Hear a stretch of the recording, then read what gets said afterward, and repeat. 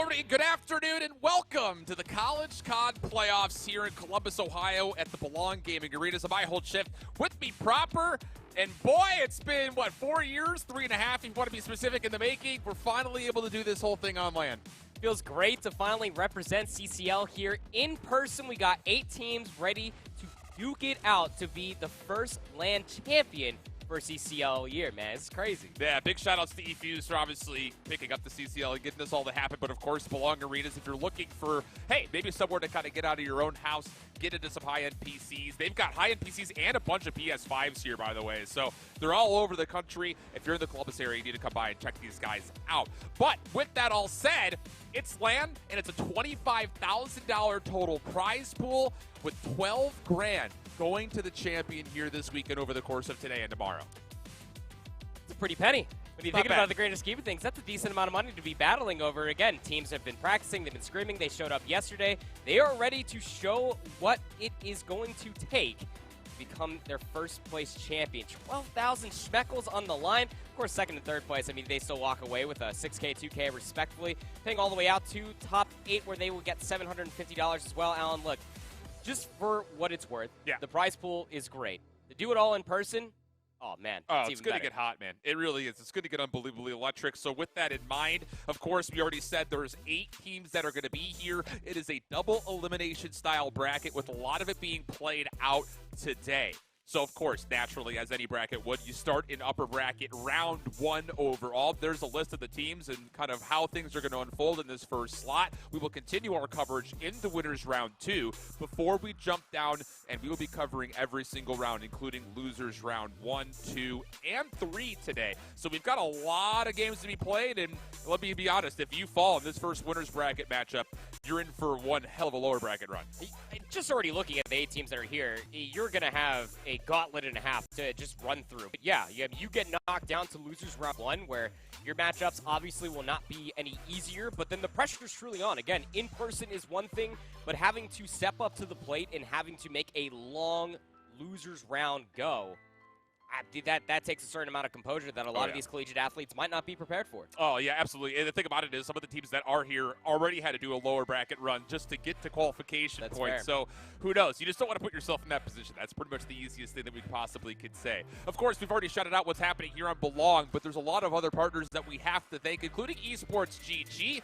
They are one of the newest pickups by eFuse and looking to be one of your central go-to spots for all of your news regarding everything esports. So make sure you check them out at esports.gg to get in tune with what's happening, not just with this event, but other esports that are happening on the weekend. And of course, hey, if you're a college kid out there, you're looking for a little bit of extra scholarship money, Nelnet is actually one of our big providing sponsors. $1,000 is going to be used for a giveaway here this weekend, and you can find out how to enter by typing in the chat right now, !giveaway. $1,000 for free? I kind of want to make sure I get my phone up right now and do it. I threw my phone all the way over there before we went live, and now I kind of want to go back and grab it before we hop into map number 1 to make sure that I type in that chat. I want to be a part of that. Absolutely the case. With that in mind, though, you can already see it at the top of the screen. We've got number 1 Bay State going up against number 3 Ottawa, and oh boy, we have a full season to kind of get through as far as recapping how we've gotten to this point in the first place. And with those numbers next to it, of course, we did have a top 25 throughout the entirety of the season. I know a lot of teams were very vocal about maybe them not being in the top 25 when they felt like they should have been. But for these 2 teams, it was never a question. Bay State, undisputably the number 1 team throughout the year. Yep, and the only other team that might have been able to beckon that number 1 spot was, in fact, Northwood. You see them there at number 2, but obviously, you know, with the placings that did occur, especially through Stage 2, Bay State going flawless for the entirety of that region. They're able to be number 1. Ottawa, of course, you can never scoff at what this team has been able to bring to the table.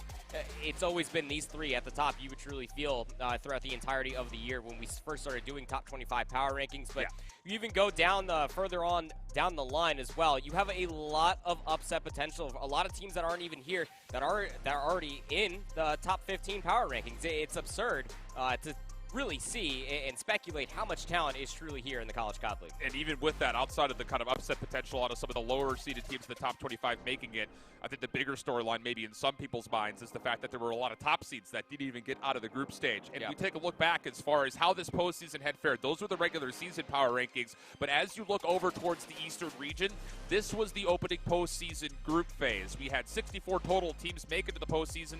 Obviously, the teams that were at the top of the Tier 1 Stage 2 got instant bids to make it to this point, and you kind of see it as it all falls. The big story, Georgia Southern, who we weren't really sure what to expect out of them on the year, they looked really good during the postseason. They got out of their group in the second seed, and outside of that, you're also looking over towards Group D. How about Utica? They were kind of clutch throughout the end of last season, and how about what they were able to do this season to get out as the number 2, beating that Shenandoah team to get there? It always feels like when we reach the playoff run, we've been talking about this ever since you and I started casting CCL back in BO4, is that something just erupts with a lot of these players, a lot of these colleges. That matchup in between Utica and Shenandoah is definitely one that I'll remember going into next season for sure. 100%. And I think for Full Sail, this is a team that, let's be honest, they were kind of a staple of both the Modern Warfare and Cold War years. Not quite able to put the final postseason picture together for them. But that's just half of the groups that we had in the Eastern region.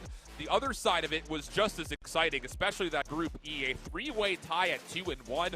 Rutgers and Old Dominion getting out. And then, of course, as you had mentioned, the number 2 seed from the CCL Top 25 in Northwood had no problem getting through their region. Right. But the biggest surprise, as you had mentioned, obviously we know that they're here, but St. Clair went 3-0 in their group, and we weren't sure what to expect out of them after the second tier that they played through in Stage 2. No, this goes back to what I was talking about, specifically last year during Cold Wars, that St. Clair, when it came down to it, when playoffs hit, St. Clair found new strides. They were winning series, they were winning gunfights, they looked so damn polished. That squad coming out of Canada, I swear, they are just postseason athletes. They know what it takes, put their nose to the grindstone, and they're going to put themselves in the best position going forward.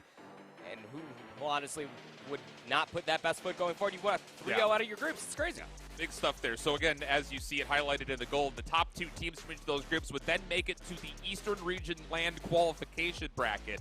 And just as good as St. Clair was during the group stage, they came out and really put everybody on notice with they win versus that Davenport Panthers team. Also taking a map off of Bay State, that was kind of our cemented, all right, these guys are here to play for sure. Yes, they were. Priestley hit new form. Was also able to watch them continue to kind of reap when they were screaming yesterday when they all showed up for Media Day. Yeah, the St. Clair team beating Davenport for 1. We were just like, okay, you're able to show up, you're able to play the game. And then they were able to keep it competitive through that first hard point versus Bay State, and then also being able to take the search and destroy. St. Clair's search and destroy has always been a big backbone of success, but throughout the entirety of the bracket, there's obviously a lot of interesting marks to be able to speak of. Penn State losing in McMaster is definitely one of them. Concord obviously making it all the way to then face Bay State. And although the first 2 maps were competitive, Concord could not step up and qualify. Yeah, I think upset was the name of this entire winner's bracket, which of course meant that the lower bracket, as it was a double elimination qualification bracket, got really interesting really quickly here in the East. Most specifically, seeing teams like Georgia Southern and Barry have to play each other in the opening lower round 1 match was a huge surprise. But Davenport as well, also the top side of that lower bracket, had to make a very lengthy run. Georgia Southern just a touch short of being able to get to their qualification match, but Davenport get their full revenge. They take down Penn State. They take down Concord, both in pretty convincing fashion, and that was the, okay, you know, not only was St. Clair good to get that opening upset, but this Davenport team is not to be slept on. No, absolutely not. And it's something that we talked about at the beginning of the year here for CCL 2022 is that this Davenport Panthers roster, just even on paper alone, is just riddled with success through many different years of Call of Duty, and they're able to showcase their talents and abilities and also their growth as well through the entirety of the season. That was the biggest culmination that we were able to see in that qualification match versus Concord. Again, that means that in these qualification brackets, you had gotten to the top 32, so here are your final placings off the Eastern region. It just really goes to show how competitive some of these regions were. I mean, really historically speaking, at least the Southeastern region, whenever we put together the CCL, has been one of the more competitive ones. Yeah. But this year, the Northeast really did show up and look really solid. So big credit to all the teams here for making the postseason in the first place. Obviously, McMaster was kind of a big surprise as well as far as how far they were able to go, cutting just a little bit short of being able to qualify. And I think just generally you look at teams like Concord, Penn State, Georgia Southern, Florida State, all of which were super highly rated in the top 25. a little upsetting to see them not quite qualify, I think, in their minds. Same thing for UT Chattanooga, bowing out at top 32. That team was able to show a lot of good success throughout the entirety of the year to be able to keep things close with other top 25 power teams. But yeah, you're absolutely right to highlight the one thing that it is the elephant in the room.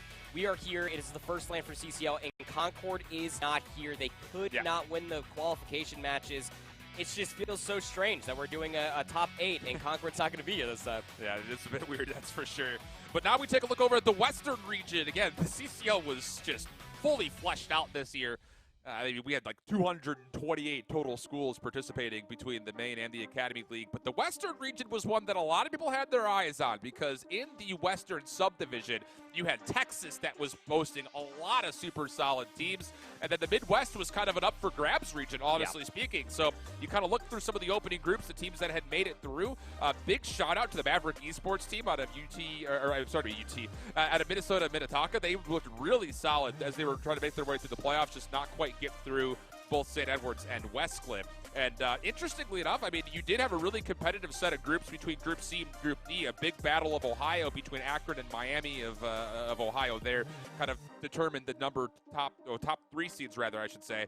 And then over in Group D, kind of a surprise, New Mexico State looked really good through the regular season. Not quite able to win any matches in their group, though. Yeah, I think that also has to really kind of come to terms with how Group D did end up fleshing out. But the Buckeyes came out absolutely swinging. I mean, they were already a really fleshed out roster, but that matchup versus the Aggies was something to behold for itself. It really showed how far the Buckeyes had come, and although the Aggies did have a fantastic regular season and they showed a lot of good strengths against the Fighting Illini and even Colorado Boulder, it just was not even matched. There was that much difference of a pace. We'll take a look at the other half of the groups here from the Western region, and we'll see a lot of the Texas teams come into play here, including Texas State. They 3-0'd into their group. A little bit of a softer one, I think, for a lot of people's minds. A lot of expectations were that Texas State and ICC were going to have no problem getting through the group. It was just in what order because of how closely scheduled they were together. But I will say, looking down towards Group G, 3-way tie at the bottom. Illinois State and Redbird Cod not quite able to get through. Neither were Utah and Crimson Gaming. It was LA Tech who had been kind of scrambling in the second stage to find wins. They came out of that tiebreaker in the second seed just behind Oklahoma Christian. Got to win that right match. You got to be able to get that one extra number, and that will bump you up to qualify out of groups. Yeah, that LA Tech roster, I got to say, man, I was not entirely high. I thought Redbird were going to make it out of here with Oklahoma Christian, but, I mean, unbeknownst to me, Sampy played absolutely lights out during the postseason, throughout the regular season as well. LA Tech absolutely came to show out during the groups. Well, looking at the Western Region qualification bracket to get here, upset was not necessarily a major word to use, but there were some teams that did kind of surprise us. Westcliff in particular, after kind of floating around the top 10 rankings here or there, we were kind of questioning without them being truly super tested compared to other squads in the West.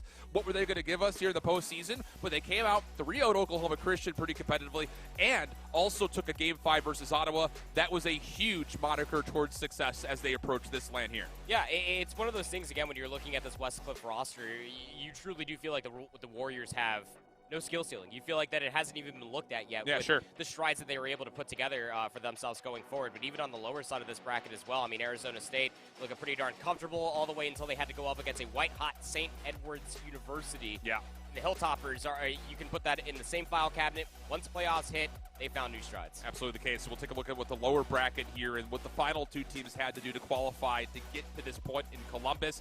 And the biggest thing was the fact that with Ottawa being beat, they had to go down to lower round 2 first and foremost, which gave a really interesting matchup to both University of Texas and Longhorn Gaming. And then the big surprise, Arizona State. A lot of people had them making it through, but having to go up against Ottawa, they weren't able to find a map there. No, that was probably one of the tougher matchups, right?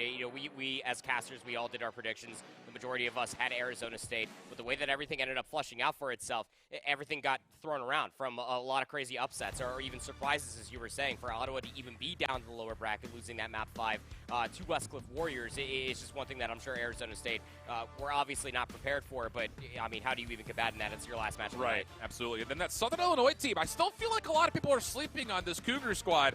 They took down Illinois in 3, took down Ohio State in 4, and then the big thing was beating Texas State 3-0.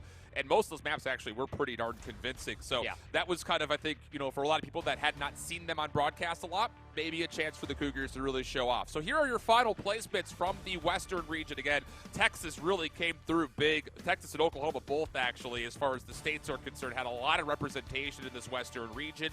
I think just generally, though, the biggest surprises and kind of the biggest disappointment, you look at teams like Arizona State, Oklahoma Christian, and maybe even throw like Akron into the mix in ICC, where they were all kind of had a lot of hopes going into the postseason, not quite able to qualify here in Columbus. It just really goes to show you, again, what we were talking about over with the East top 4, is that you can have a very good regular season, but if you cannot show up and play your heart out during the postseason, these teams that are able to absolutely show their playoff form, then it's just one of those things that you're not necessarily prepared for. All those fundamentals go out the window, and next thing you know, you're not coming to LAN.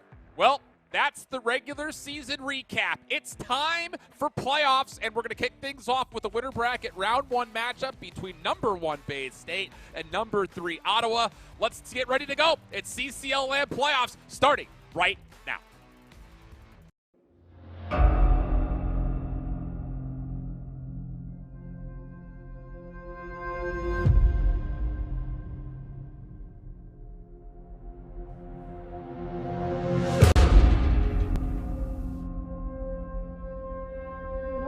Player number 5, can say something about it. He's through. It's literally all up to Sarah right now. It is all up to Sarah right now. There's 20 seconds left. They're getting the cap. They have the cap with 15 seconds left. They go up 2-0. This is done. Georgia Southern University has won the season of CCL. What just happened? Nice cluster grenade. We'll find one, maybe even a second. Oh, that's a really clutch trophy system to be put down, and Kushboy wants to turn it around. Oh my goodness, are you kidding me? 2 of his own. So still fighting back as Humber, still in control as well, and GoTo with some of his own, able to find himself 2. Still have control of this hardpoint too, as the rotations are going to start coming through here momentarily, as the hardpoint will start to transition, but GoTo's again just shut down. So accurate with this Maddox, man. So with the RK7 as well. What the heck? First initial hit not going to be good right now for A&M, as Delo's going to play some dancing in the smoke with Crozier. Takes him out, has a chance to hit the hill. It's contested. He finds a snap. Somehow the hipfire connects, and somehow that kill connects. Not in the old hill. Nothing to be found. Loathing on 7 as he throws some shots into some bodies. There's number 8 trying to piece together number 9. There's not enough time, not enough points left to find. The Aggies let the Warham roll as Texas A&M Maroons will be your season 2 champions. As prophesied, waits for the push, does get that time, he goes for the reach out, and Bane just trying to play his life. Everyone here for Ottawa Black on the retake, but the snaps on a prop are good. Does he find 3? Just about. Map selections throughout the regular season. Herbie able to take down Noisy down low, even trades. Herbie a little bit more finesse, able to take Cruelty from the high ropes. E2-1 also trying to push forward. Lightning about to be double tilt. Oh, wait a second, he falls, but not gonna happen. E2-1 wins the 1v1. Ottawa Gold take the round 11. Map 5 reverse sweep. Your CCL Season 3 champions.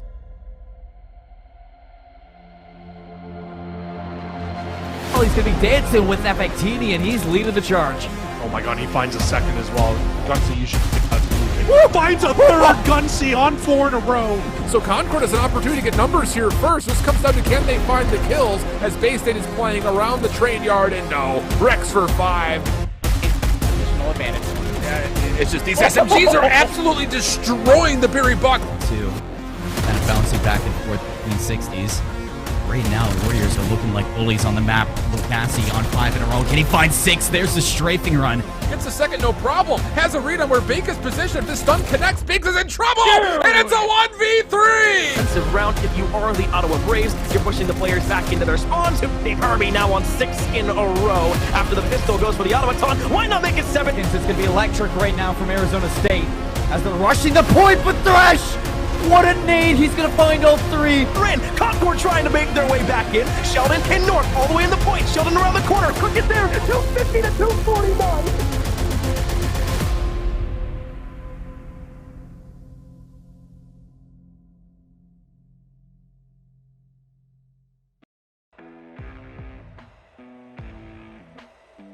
Positioning or no map control For the Timberwolves over here on the beachfront, Rex has to deal with radio inside of definitely tingling. Now the last hit for Northwood has to come through the front. Stuns in the mix, but it doesn't deter Phantoms. For the scrap time, and Rex is denied instantly on the outside looking in. Druxy gets a look at Fame. But if you're the Panthers, you need to scrap this. No, you can't scrap this, though, because Druxy can win it here. The shot's, though, not clean. Pistol in hand, it still works. As Silly will look to get a regen, a reload, and a reposition. Maybe doesn't need the whole reload. Gets a second, no problem. Has a read on where Bink is positioned. If this stun connects, Bink is in trouble! And it's a 1v3!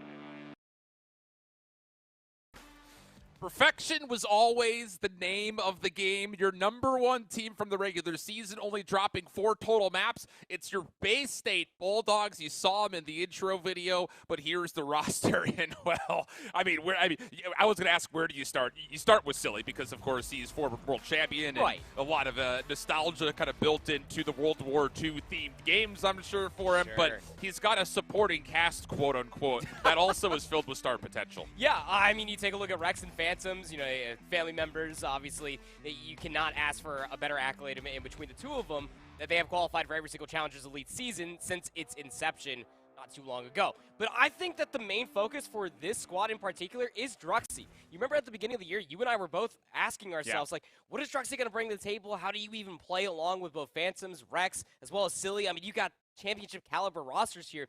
Druxy has been absolutely performing. He's playing his heart out, and he's just been a great cornerstone of success for this roster. When they need a strong SMG just to break hills, to be able to hold hardpoint time, Druxy has always been there for this squad. Yeah, I think the biggest thing about a player like Druxy is, you know, I think maybe the way to say it is like kind of gone, but definitely not forgotten. Yeah. Because what he did in Modern Warfare and Cold War was very notable in the Challenger scene. And kind of having a chance to talk to him here in person, he was saying that, you know, this game has been a little taxing on him with all of the things he's wanted to do to kind of pursue maybe more of a personal lifestyle. And I will say, as far as a 4th is concerned, not a bad one by any stretch of the imagination.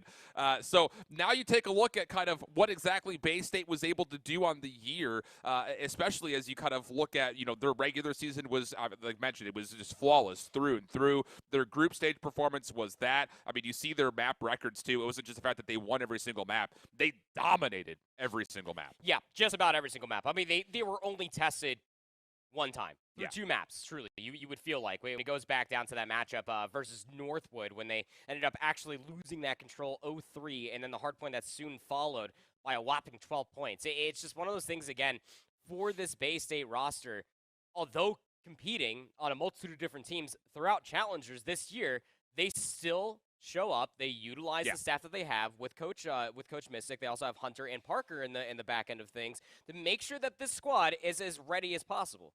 Looking at their regular season report card, again, they did have a couple of really notable teams that they had to face as they made it in towards Stage 2. Biggest thing was there wasn't a problem with any of them, including a Davenport team that happens to be here. Biggest thing was we were all looking forward to #1 versus #2.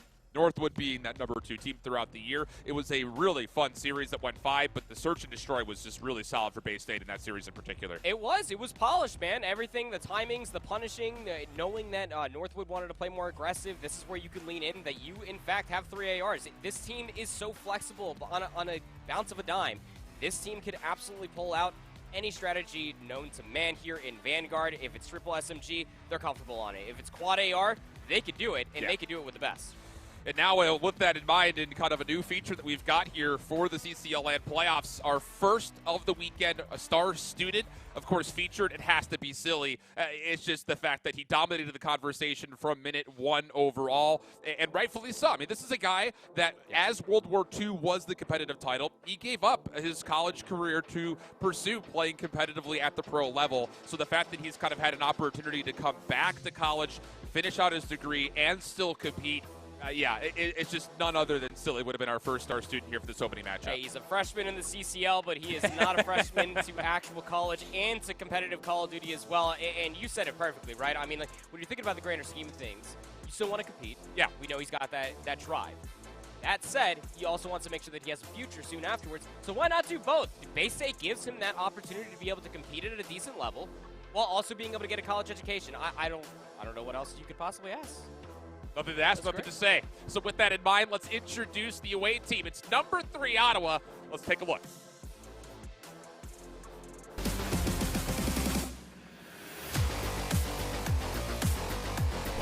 20 seconds. It's probably over at this point. Second hill, Cruelty on a 6 spree. Game starting to break away. Ottawa. Just a couple more seconds to hold on, and Ethan is ripping them apart. Walked out too. The information could be there. Wait for the second snap. A flawless break off. They're stacking the A site. Already have a ticket. Gunsy is tearing up your spawns. Win on this hill, and they can definitely try to trap. Ottawa looking to turn this around. Nice double kill on the Beast and slides around for 3. Harvey.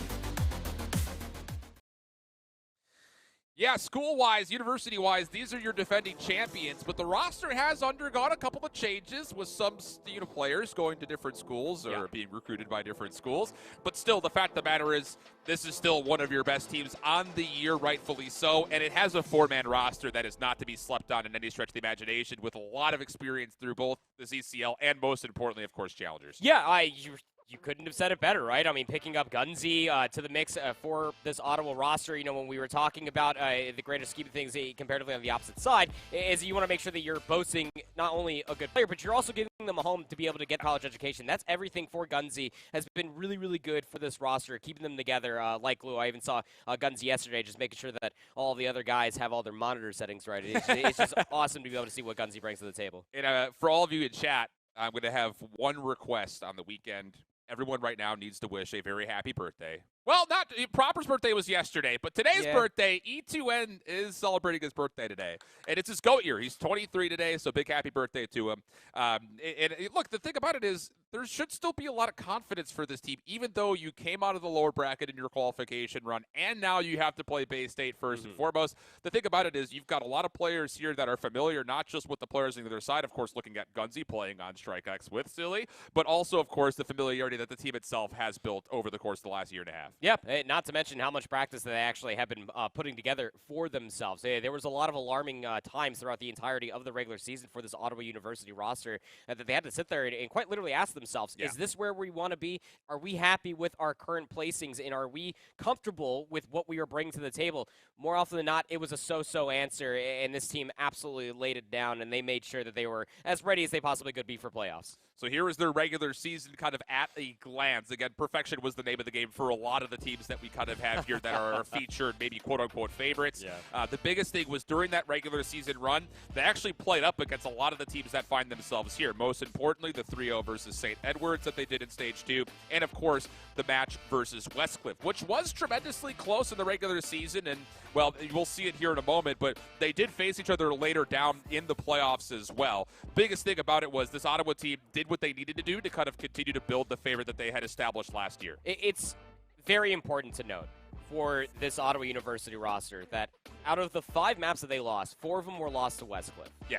2 of them were search and destroy, but even more so than that, it's kind of a wake-up call. Again, for this Ottawa University roster, with the namesake that is represented by this university, by the Braves, your defending champions, keep in mind you, are they comfortable with this? Yeah. Knowing what they were going to be going up against, as well as you can see what happened throughout the entirety of groups. And it's just one of those things that this Ottawa roster, you truly do feel like can absolutely show up and beat anybody on the day. It just comes down to how is their cohesion going to look on LAN. I think the biggest thing as we're about ready to go here for this opening series is there going to be a slow start for either of these two teams? You kind of see it there versus Mississippi State. That was a surprise map 1 loss, and it took a minute for Ottawa to kind of wake up in that series throughout the groups. And then as we kind of mentioned verbally, a map 5 loss to Westcliff in winners round 2 to force a more difficult qualification path. So let's get into it. First match ever on LAN for the CCL playoffs. And here is your map set. Tuscan, Berlin, Gavudu to kick things off with the Berlin Desert Siege waiting for us. And I think we should definitely consider the potential for this to go beyond 3, especially considering these opening map types. Because honestly speaking, this Tuscan is going to be really scrappy with how both these two teams like to play stylistically. Yeah, absolutely. They do love to throw it down, right? I mean, when you're thinking about the grand scheme of things, SMGs can absolutely pave the way all the way through the middle of the map. You have star-studded SMGs. We were talking about both Druxy and Gunsy on 2 different sides of this lobby. Can absolutely put the work in to be able to influence a lot of these rotations, influence a lot of initial time. and to also get themselves in a position to be able to turn that ever so wanted scrap into initial. Through the beginning of the year of Vanguard, it became difficult. But halfway through the year into where we are now, turning scrap into initial on a map like Tuscan, you really have to rely on your flexes and your SMGs. I think that those two roles specifically are going to be a key success for these two rosters to be able to find value in this first map of LAN. Let's get it on, baby. It is time to do it. And might as well just do it in person. Number 1, playing number 3 in a winners round 1 matchup. It's Tuscan Hardpoint to get us in. It'll be the Bay State Bulldogs in the blue, the Ottawa Braves in the gold, as we're ready to jump through and open up CCL LAN with 2 of our hardest hitting squads. And first and foremost, how about it? Herbie able to get first blood. That's actually going to allow Ottawa to get onto the site very quickly. Long route from Drexy to open up the middle of the map, but honestly speaking, Ottawa already have the numbers they need for the hard point time. Yeah, I mean, if you are Herbie and you die, just immediately already communicating, hey, middle of the map is not being looked at anymore. Numbers were already there off the rip. You started off on the favorite side of the map if you are the Braves, and it's just about winning every single gunfight going forward. Even more so than that, look at how little contested time has been offered from Bay State. 30 seconds, you could not ask for a better opening for Ottawa. Wow, and you've got number 4 of Boot Tape already making a route happen. This has been absolutely flawless on Ottawa. So you talked about maybe a sleepy start, and I think we can start throwing that conversation towards Bay State, who only have 3 eliminations through the first minute of hill time, and even beyond that, the spawns are going to flip. You've got Hoop Tape already looking for P2 spawns, and Bay State are quickly realizing, wait a second, we don't have the backside, and Herbie's doing exactly what you need him to do. He's playing his life and creating chaos while the rest of his team is trying to join him through dirt. He's waiting for numbers, and numbers finally get here. Trades need to follow, though. Ethan's able to at least take down Druxy, but Bay State can just set up from the front side of the hard point. And they're also setting up a flank. Silly comes from behind, is only able to find 1, where Austin's able to find 2. Now the full-on break is here. You have numbers, but Rex finally gets himself going. That's his first kill in this game so far. But even more so than that, with the close spawns, you would assume that that would have been much cleaner for the Braves. Yeah, honestly speaking, it looked like for a moment E2 was going to give himself his own birthday gift by opening up with a streak of his own. He started on 5-0, yeah. But really good correction here from Bay State. You fight back against the favorite spawns of Ottawa, and you actually generate a pretty good amount of time from the hard point itself. Not really playing off the high ground, not really playing through church. It's just all just kind of bunkered down. So we get back to essentially a dead even game. You look over towards what's coming up next, and Phantoms is already in position to guarantee the spawns for P3, and Ottawa looking to come through the bottom side of rooftops to try to break. Dave's going to find some nice timing that's going to force Druxy to spawn on the backside of Church. Now, the Braves will not be aware of this. Nor are they going to be aware that Rex is still lurking inside of P5. Yeah, those team shots are going to be everything. The help, the crossfires, everything else in between are going to be absolutely sublime. Even off screen, big 1v1 gunfight. Gunsy actually gives it up to try to set up the spin coming out of Vines. Yeah, he's able to block spawns, but he's got to join his teammates, gets the opener. Now it's down to the Braves. Can they actually break through Vines? Trades coming through. It all leads to a 1v1. Cruelty looking to take down Druxy, able to find the win. But Bay State still able to lay long enough to spawn back up, and that will allow them an opportunity to get numbers to continue to contest through fountains. Dave's going to go big. Only able to find at least 1. So have these close spawns. Druxy's going to at least confirm that that flank is secure. Now you can take your focus back towards the front, battle over this scrap time. 10 seconds will be conceded here for the Braves. They're going to take a look at the rotation, and it's a good one. Keep in mind, you already have Ethan over here by P5, watching the exits. Rex just swings wildly, takes him down. So now the patio has been opened, and now the hold from the top side of lawn and also through the middle of the map is not as secure as the Braves want. Yeah, Bay State's really heating up here. We saw E2N started off 5-0. He's now 7-7, so the gunfights have definitely started to trend back towards Bay State's favor.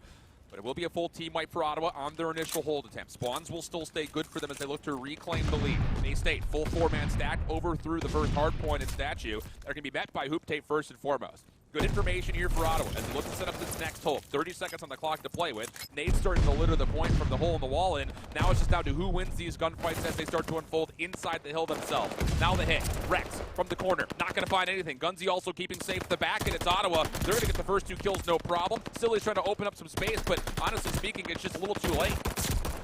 A little bit too late, but you needed this answer if you are the Braves. When you're looking at the grander scheme of things, coming away from what happened on P1, what the Braves walked away with almost about 40 seconds, and then Bay State quickly answered back with about 70 plus of their own following the next few hard points. So being able to get yourself a good chunk of time off of that P4 will at least confirm this lead for the time being, but doesn't mean the rotation is going to be secure.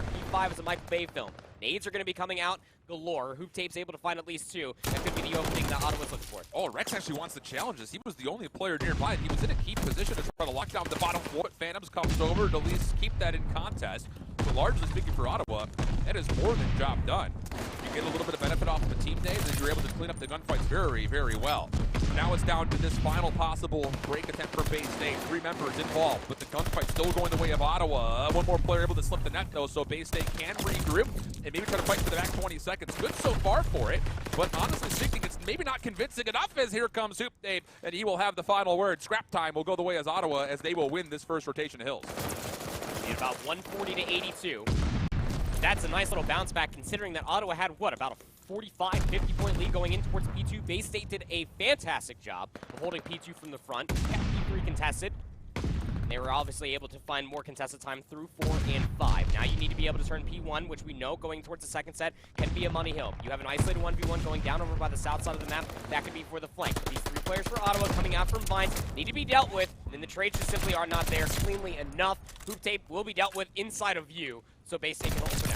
Drugsy on 3. Oh! Pops up and absolutely melts Cruelty over the head. So now 4 in a row for Drugsy after what was a very slow start for him. He's got help. 140 to 107. Bay State still looking to scrap together the last 25 seconds, but Ottawa have numbers from the front, and they're starting to win a couple of key gunfights. Drugsy down to 2 HP, can no longer keep the killing spree alive, and that will lead to a convincing break for Ottawa, as Silly will finally drop in the back 13 seconds to go the way of the Braves. Now it comes down to can you break inside of P2 for the spawns. Throughout the first set, Bay State did a fantastic job of just holding from the front. So do you even want these back spawns if you are Bay State? Well, we'll be anchoring them so far for Phantoms, but it won't save Dylan Rex from still spawning over by P3 essentially. But Phantom still finds 2, so that'll at least buy some time and some space for the rest of Bay State to try to hold this hard point. They're also going to get the information that Gunzy is here. A lot of isolated 1v1s in Ottawa get cleaned up on all different corners. Yeah, this is just good isolation from Bay State. You've kind of got the feelers put out at every point of ingress that could contest the second hard point. And as you had mentioned, winning all of the individual 1v1s is now guaranteeing you a huge buffer and perimeter around this hard point. Now you've got to read it as well, as whereas Ottawa's going to try to hit from, and Silly on 4 isn't able to extend his life, but once again, he kind of keeps this Ottawa hit at arm's reach. So with 15 seconds to play with, Bay State looking to lock down the better part of what will be a near full 60, and yeah, they're going to get this scrap time and have a chance to reclaim the lead as we look over towards Fountain. They'll get the lead, but then going over towards Fountain, you have to convert this into something if you are Ottawa, because going back again through the first set, 2 and 3 were very good from Bay State. They were able to stay alive within the mix, but now it's going to be Bay State coming in for the break. They're setting themselves up for a pinch. Already happening. Phantoms found 1 over by the ruin side. They're being flooded from the rooftop as well. Yeah, Phantoms is trying to split this hit, but Ottawa's done a nice job just trying to find some ground to work with. They deal with the pincher, and now they've got Gunzy on a flank of his own. Drugsy looking to contest him. It's going to be a 1v2 situation. How does Gunzy win that? Little bunny hop able to secure it. Now he's not even done. Comes in for the full team wipe, but it's Hoop Dave who gets the fort, and what a break that is from Ottawa. Yeah, I mean, what a crucial set of kills that came through from Gunzy, right? I mean, those 2 kills don't come through.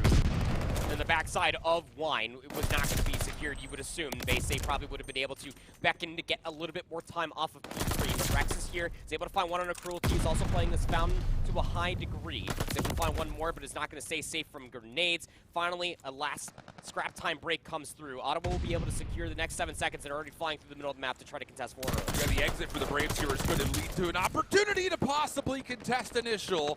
And Gunzy nearly got it done himself, but once again, just on the brink of possibly being foiled of the setup, Bay State responds when called upon. And a lot of it's coming out of Silly. He's 30 and 18. By far the breadwinner at the moment in total lobby. Phantom's an opportunity to showcase his main AL prowess. He's able to lock down at least the top side of Fields, but for Ottawa, they're putting pressure across pretty much the entirety of this map outside of possibly playing for spawns. So even though Bay State's joined their lead, Ottawa a chance to look back in this last 30 seconds with a chance to really break this open. Oh man, and they're starting to work it from all different angles. They're trying to utilize the numbers, trying to isolate these fights, but Drugsy stays alive, finds 3 on yet another cold spree. You talked about the cold start. Drugsy has certainly come to play. They're setting up the rest of the team for success. Ooh. Phantoms with a sub, finds 2 more. Gets challenged out from the back where Gunzy finds a double kill of their own. 10 seconds still left to play.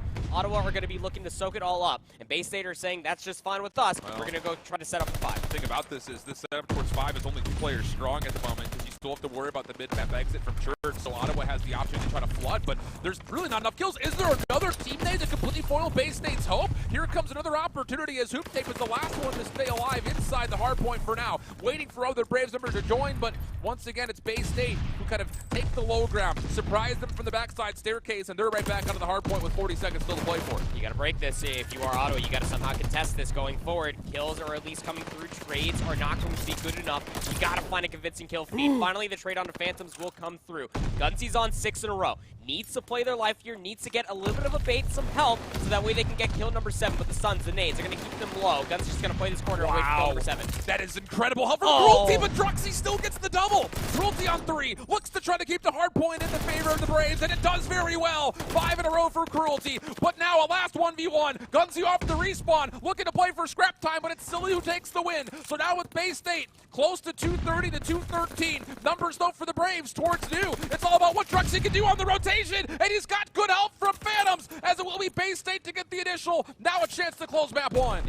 How do you even scramble away from this? All of the golden arrows off the mini-map for the Braves are trying to decide which side of the map we're trying to hit from. They're going to try to clear through the fire, but the moment that they hesitate, Rex hits out from L, the pinch comes in, and nobody from the Braves can get in to contest in time. Bay State walk away with map number 1. It was probably not as convincing as they wanted, probably not as clean as they were looking for off the rip for us, Alan, but still, nonetheless, a map 1 win. Man, it just comes down to Ottawa. That you're in a position at the end that you're trying to label out where it's just like, we have to hope that these nades start to hit. We're stacked. Yeah. We have to break from the front. We need nades and stuns to connect. It just didn't look like any of them were really landing and hitting their mark. So no break attempt there on the final P1. Ottawa cut just a touch short, but what an electric start for them for a moment. It almost felt like Bay State was going to come out a little sleepy until really Silly just kind of dragged them through the first rotation. Yeah. And eventually Drugsy really did wake up and help out. Again, you're highlighting it perfectly. Is that Druxy started off somewhere near like triple negative. It was getting to that point, but then Druxy slowly started to get a little bit more heated up. They started getting a lot warmer, and then they started to help out with that SMG pressure that Silly was bringing to the table. Absolutely fantastic stuff, and it was also setting up tons of different success for Phantoms. I mean, I can't tell you how many titles now I've been talking about Timmy Phantoms. You get this man in a position where they can anchor things out, catching SMG players, trying to rotate all the way through. Yeah, you're going to absolutely meet the beams of Timmy Phantoms. 35 and 22 for Silly and nearly 4,500 damage. Get the leash on this guy. And even on top of that, yeah, you mentioned it, Phantom's a really solid lockdown, able to get 30. And I think more importantly, you look at his kills per hill, 2.8 overall with a minute 18 inside. I mean, really between him and Drugsy, a lot of the objective time was done by them. And that's just great news. Like you mentioned, when it comes down to trying to find a way to get a second SMG involved, you want to see him play kind of an OBG like entry style.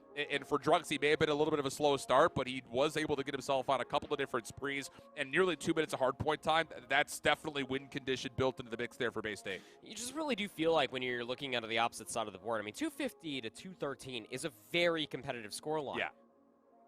But I mean, in all reality, like the Braves got absolutely outslayed. I mean, Ethan going 16 and 29. I don't care what day of the year after it is a 5-0 start. Yeah, that is unfortunate to say the least. But I mean, Gunsy was also piecing together a handful of kills. He was getting himself double kill after double kill. We even saw that 6-3 at the end, and he got that glide bomb. Might have been looking at a different ending going in towards B1. But you felt like that there just wasn't enough comparatively that was happening from the opposite side of Bay State, where the SMG presence was just absolutely coming through. The ARs were always set up in those prime positions where we know that they need to be at. That the SMGs on the opposite side for Ottawa just were not as consistent, and that is just so damning when you're thinking about the map as Tuscan as a whole.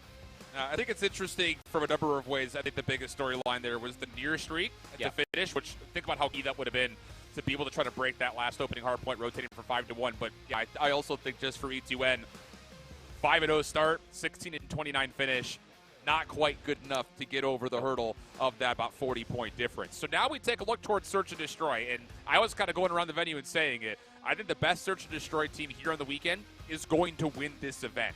And the question now starts to kind of turn towards not just Ottawa, who was very good in Search and Destroy throughout the regular season, but maybe more importantly, Bay State, because a lot of people are saying that they may not be the best Search and Destroy team here at the event, comparing them to teams like Northwood and such. But this is where I really need to see what the chess game is going to look like for both of these two teams, not just in this matchup, but if there were to be a lengthy run towards the grand finals. For me, this is step number one. You have to prove it here. I'll always say this. I mean, ever since coming into Call of Duty Esports, best search and destroy team will always end up winning out the day. I mean, 2, 3, 5 are absolutely 3 map modes and combinations you should always be looking at, but more often than not, when you get down to LAN, when you get down to a top 8 situation like we are here for CCL Finals, the chances of it going map 5 are pretty high. Yeah, facts. Having yourself a strong and at least a sturdy search and destroy would be a decent backbone for success going forward. You cannot allow yourself, especially looking at the grander scheme of things, between these two teams, to have a weak search and destroy. I cannot stress it enough. You are number 1 and number 3. That the only other teams that you would probably look to make an argument for that. You already talked about Northwood. I think St. Clair is also up there as well for one of the better search and destroy teams on this weekend. But even more so than that, you just got to make sure that you show no weaknesses, not in this winners round 1 match. Yeah, I think the biggest thing we always talk about, you know, especially for us coming off of doing a lot of the challengers inside and kind of comparing that to the CDL is, yeah, you kind of have to water down the conversation a little bit with the college COD teams, but only a little bit. Like, I'm still looking for adaptability, variety, and just generally speaking, preparation. How deep is the playbook going to be here? Or is it we're just going to run default and adjust after the first engagement? Because I don't think that that's going to be enough on the weekend with some of the teams that we have here, specifically these two in particular. So, Berlin, search and destroy. What will they have up their sleeve to start things off? How deep will this chess game go? Or is it going to be one of those situations where maybe Silly's feeling a hot head, he wants to go rogue and just take over this map from round 1? I think it's also super interesting to talk about, again, when it comes down to the back of house for Bay State. Bulldogs, they got Charles, man. They got Mystic. That dude loves Berlin search and destroy. He loves Berlin. You see it from Toronto Ultra Academy North America how much that team plays Berlin. I can only imagine the preparation absolutely going to be there for the Bulldogs. And you would hope that, you know, the hours that they were here after media day, just scrimming, trying to get themselves in the best position, have to see what it all ends up looking like. It will be Ottawa on offense first and foremost. They're going to set themselves up for an A-hit. They do have E2N trying to watch the cross deep on top of the rafters. The Bulldogs will send 2 defensive players in, one of which is Phantoms. Again, one of your main ARs that has a lot of weight carrying with his name here in the CCL, and that's actually enough for Ottawa to say, okay, if they're going to play forward here with likely a double setup, let's try to see if we can isolate over towards B. It just comes down to how does this utility work out, because Rex is already inside the B site. He's going to be playing that 1-for-1 position. Maybe they're waiting for Ethan, maybe see something. Well, they're going to see a bunch of bullet tracers from Silly. That's just about halfway up the main road. It's going to throw a nade, try to get themselves some space going forward, but still, 45 seconds remaining, you need these picks. And the biggest thing about this is all of a sudden Phantoms has read that, oh, they're already full rotating. He's gotten through the A platform. Yep. And now you've got a situation where you're kind of trapped if you're Ottawa. Oh, absolutely the case. Nice shot from E2N, but it all rests with him to 1v4 with the scope. No bomb in hand, 30 seconds to play with. You have to worry about your flank. You have to worry about who's playing through mid. And honestly, if you don't take it by the candor of my voice, I think the hopes of him pulling this 1v4 off are pretty much null. Would be impressive. He's getting flanked. Yeah, he's just not gonna happen. Yeah, like it's just one of those things, again, I mean, you highlighted it ever so wonderfully. When you talk about the adaptation and reading of the enemy team, when you're thinking about the 4 players that are represented, you just saw them on your screen right there, you would hope that that's going to be at an all-time high to be able to read any sort of situation. Again, you said it wonderfully, is that the moment that rotation came through, Phantoms just slowly started to work their way through train station. The moment that they got down that staircase, they were able to get the information from their teammates over by that B lane. Hey, they're full rotated over here, so Phantoms could just hold that space, keep them trapped over on that side of the map. And now we get to kind of consider how much does E2N want to use this scope, and will there be a merited response on the other side depending on the success of it?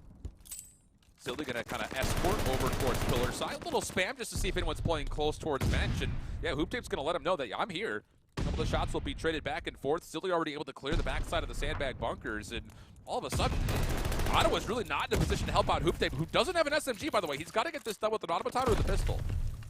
Oh, he's going to get pressure out here. Somehow it needs to come through. And the longer line of sight that's being held by Austin cannot be the immediate help. Finally, Ethan is able to find a trade. He's still got base 8 numbers trying to threaten this AS&D. E2N is still trying to snipe. He's going to be watching over towards the office windows. Bomb rotating. Does they see Druxy? Oh, I believe they do. Yeah, shot comes through.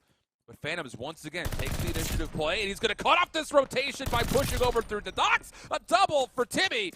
3-0 start. He'll collect the bomb and get the job done by getting the plant as well. It's all on to Austin Cruelty for the 1v2. He's going to assume that there's going to be exits. But with Rex coming back from that warehouse side, the bomb is planted for that specific side. Rex going to put themselves in that key position. Cruelty did not see Phantoms cross. And you just feel like that this round is just falling through the fingers. That Cruelty needs to find these kills in quick succession. Can't even find the first. Bay State are decisive, to say the least, in knowing what they're looking for off the rip, but also respecting what the answer is on the opposite side. That's back-to-back rounds, one offense, one defense, where Bay State are able to recognize what the setup, what the rotation, and the positioning might end up being from Ottawa, and then they counter-rotate. They're making Berlin look like a chessboard out here, Alan, just out-rotating, out-maneuvering. Phantoms, being that initiative player that we know and love for many different years here in Call of Duty, is absolutely lighting things up as they find themselves on 4-2. If you think Phantoms is feeling confident, how about that little ego slide shell to get onto 4 in a row? Another early look. E2N connects onto Phantoms on the cross. So does this open the door for a quick call for Ottawa to make the move? And Gunzy says absolutely it will. Off the flank, Silly trying to open up space for mid-map for a retake, but he'll be turned aside. And the quick gut check call off of E2N's pick leads to an Ottawa 4v1. Gonna get flanked. Rex might be able to find at least one kill, but in this 1v4, you just got to essentially fly, and there's no way that he turns back around to be able to check this tower, and Ethan will say, hey, how you doing? Ottawa put themselves on the board, and I think that's what you have to do if you are Ottawa going up against this Bay State college, right? It's just one of those things that, you know, Bay State are obviously going to play very methodical. They're going to set themselves up. They're going to be able to respond accordingly. I think that Ottawa need to be able to rely on some of the greatest pressure that they do have, and that's on the back end of Gunzy. You know, play into that aggression. Let them work their way inside the site. I'll give him an AR to overwatch the play, give him some early damage, if not find that final blow. Just kind of enable Gunzy to be able to make plays like what we just saw. The conversation point of how much pressure would E2N be able to establish with the scope, I think we can definitely lean towards a lot after what he just done in these last 2 rounds.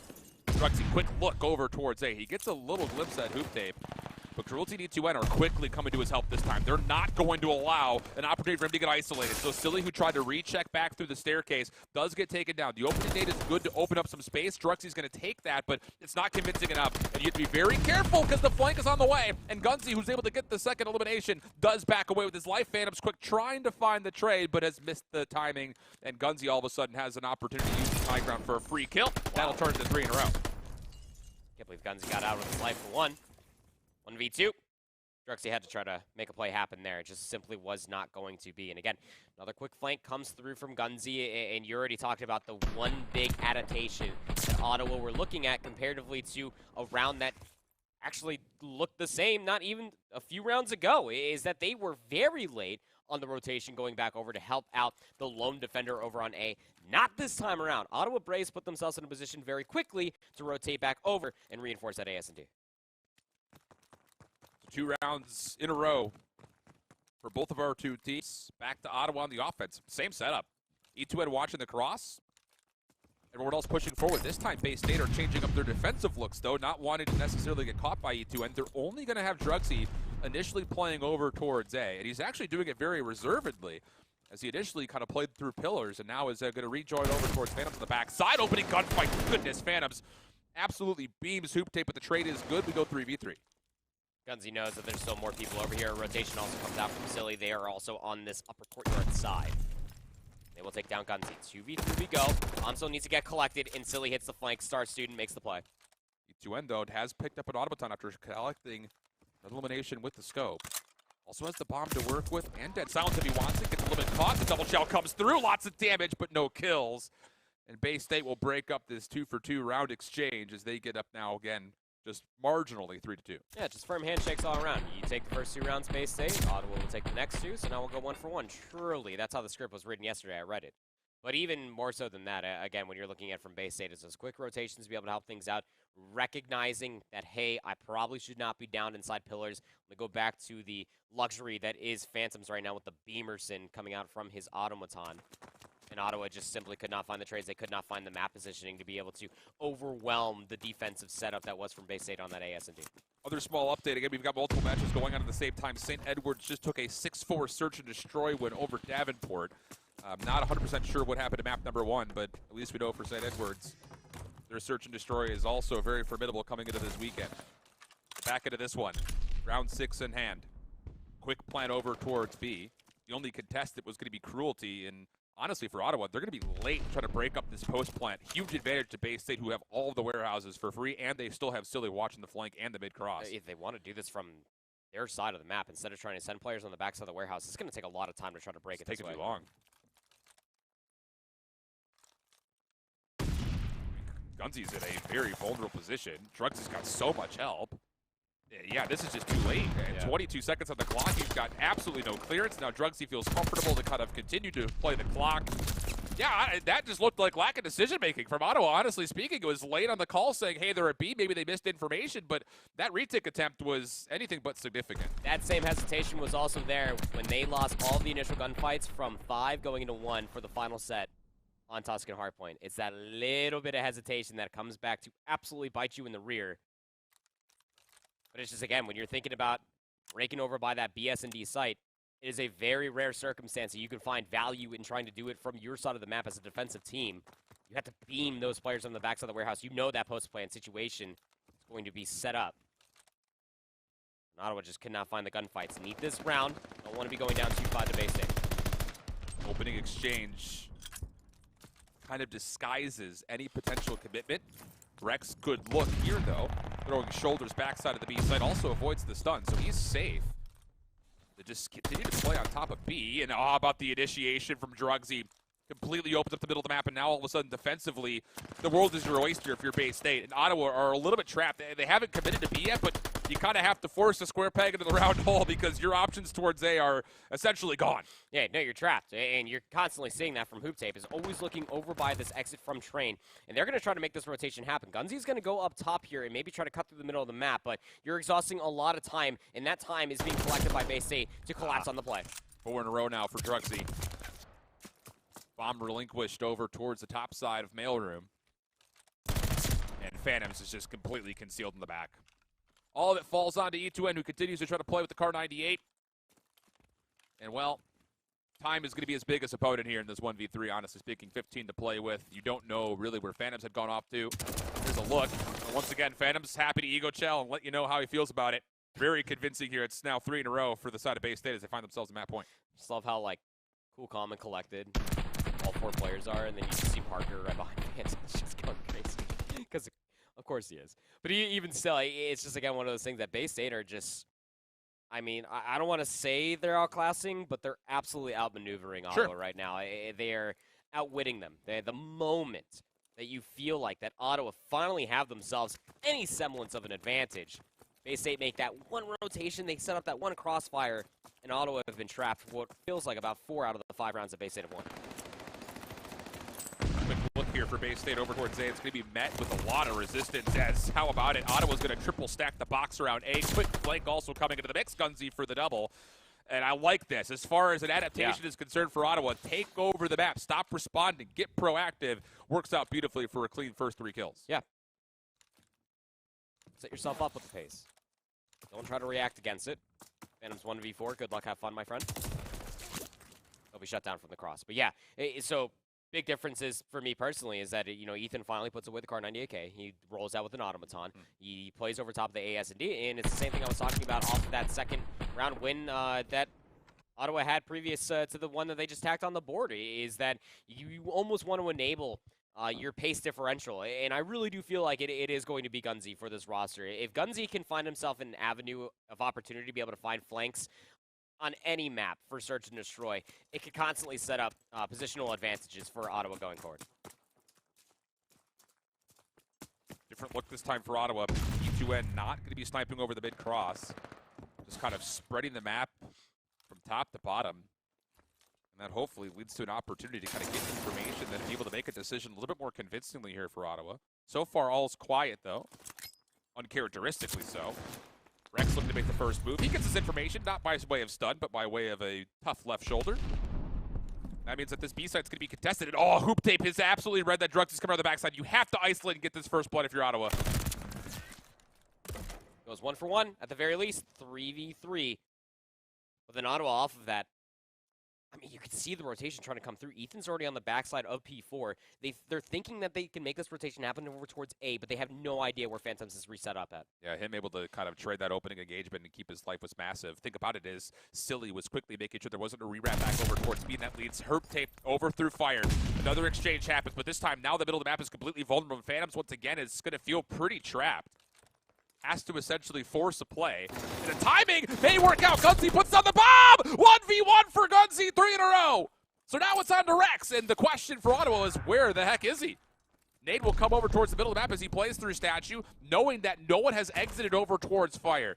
So Rex, will he trust that information and know that both players are indeed inhabiting inside of A? It would be a tough gunfight push, but he does clear a lot of concrete. Shots from behind, has to turn toward. It's Hoop Tape in one corner, Gunsy in the other, and it's not going to work out. What a gunfight from Gunsy to get that little 1v2 inside the site. It's all off of the isolation first and foremost, and then able to clean up Phantoms at the very least, forcing out the final 1v2. I mean, it does not go unnoticed. Hey, look, if you have not been playing, if you've been dodging your search and destroy games in your rank play, first of all, stop doing that. Second of all, you have no idea, if you don't play that much search and destroy, how split second of a decision it is to stop playing the bomb and just to go for the gunfight initially. Because if that gunfight goes away at Phantoms, that's the round, in my opinion, for Bay State.